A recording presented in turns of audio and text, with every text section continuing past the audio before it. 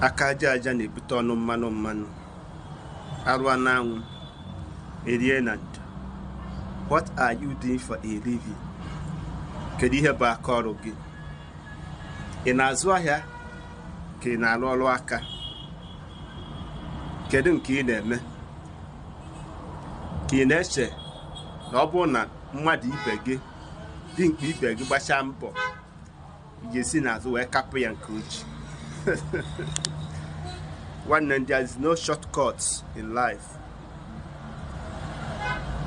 Ọchụnike na ananike.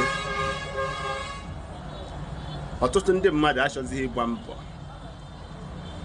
Onye ọbụla chọrọ ego ọkụ ngwa ngwa.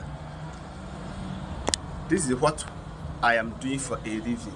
Ana m azụ ahịa for those share na Maazi-UC anaghị azụ ahịa. I am a good businessman. You got to go. Can show you my business area. Okay for the young one.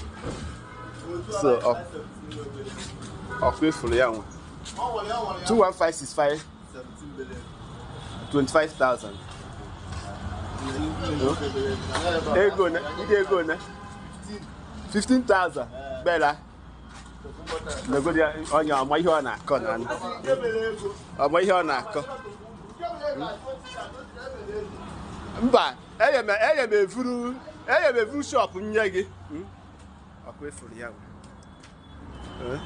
This is my business name.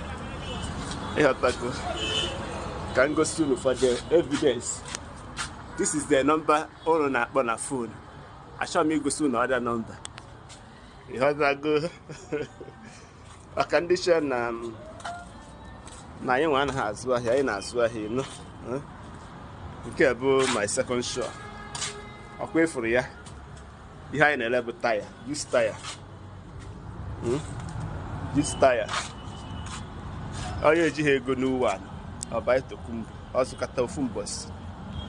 Or buy one new one. Majority people now new tire amama today all over the world.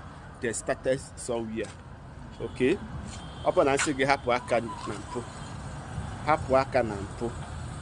Hapu aka n'ihe ọjọọ. Gbaba mbọ. Ihe firi bụ na aka aja aja na-ebute ọnụ mmanụ. Onye ruo n'anwụ. Orikwa na ndo ịghọtago. So maka ndị sha na onweghị ihe na anyị na-azụ ahịa na-azụsi ahịa ike. Okay, that is why you ga be ikpọ m in the afternoon or in the morning or in the evening time. You can't get me because of again now I'm busy na my business. Okay, I'm busy na my business. When them nya ka si ka ngosi gị dey show ihe ị na-eme ọnọ nkịtị enwe oche ọ ịgba mbọ Chukwu agọzie gị. Through your handwork, God will bless you. Okay? I can't be one known work at Maazi-UC. I can't get a book with Pusha. They won't. I hear man.